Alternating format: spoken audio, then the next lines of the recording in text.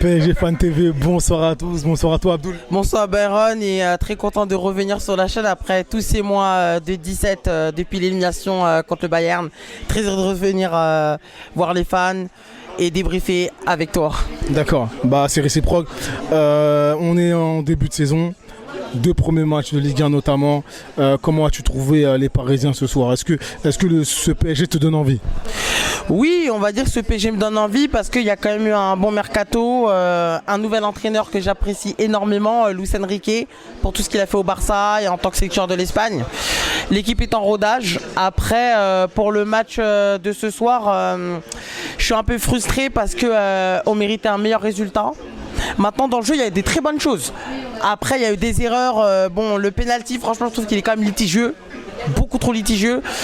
Mais le seul truc négatif pour moi à signaler, c'est surtout la compo de... Quel penalty? Même si on peut imaginer quel penalty est litigieux. Parce qu'on a eu 2. Pour moi, je parle du penalty pour Toulouse. C'est un peu trop...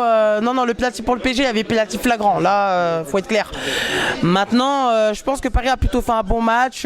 L'équipe a montré des très bonnes choses et beaucoup de percussions avec les entrées de Kylian Mbappé et de Ousmane Dembélé qui a été très très bon et je salue sa performance parce que franchement on méritait vraiment beaucoup mieux. Le milieu de terrain j'ai plutôt bien aimé aussi. Après la défense il y a eu des moments de fragilité mais bon il y a du positif parce que c'est une équipe en reconstruction. 2 matchs nuls ça fait pas plaisir mais c'est pas la fin du monde. Moi je pense que dès qu'on va commencer à gagner la machine va être relancée. D'accord.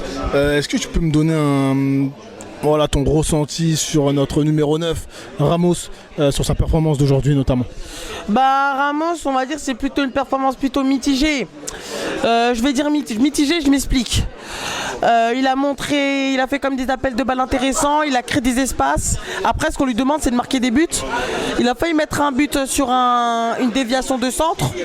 Après, il fait une frappe bien placée à côté. Je pense qu'il aurait pu avoir un peu plus de temps. Bon, il a frappé en première intention, ce qui était bien tenté. Après, il vient d'arriver, donc laissons-lui du temps. Par contre, je ne vais pas mettre la pression sur lui parce qu'on sait que c'est un très bon attaquant. On l'a vu au Benfica, il doit s'adapter à ses nouveaux partenaires, donc il faut laisser un petit peu de temps. Mais on sait que Kolo Muani va potentiellement bientôt arriver. Et là, la concurrence, c'est soit la concurrence le plombe ou soit ça va l'obliger à être encore plus fort dans ses performances. Mais j'ai confiance en Ramos. Merci à toi. Merci beaucoup.